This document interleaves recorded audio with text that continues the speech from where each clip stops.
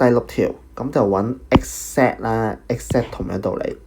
嗱，y-z 咧就係對邊 ，x-z 咧就係鄰邊，即係代表咧我哋今次要揾嘅嘢咧，佢就喺個分母嗰度喎，得唔得？6.2除以 x-z 就等於 tangent 27度，得唔得？好啦，咁呢度咧，咁我哋就將個 x-z 乘過去啦，然後咁你就會知道咧 x-z 咧其實就係6.2除以 tangent 27度。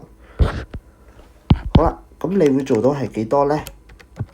你會做到咧呢個咧就係12.2 cm 啦，得唔得？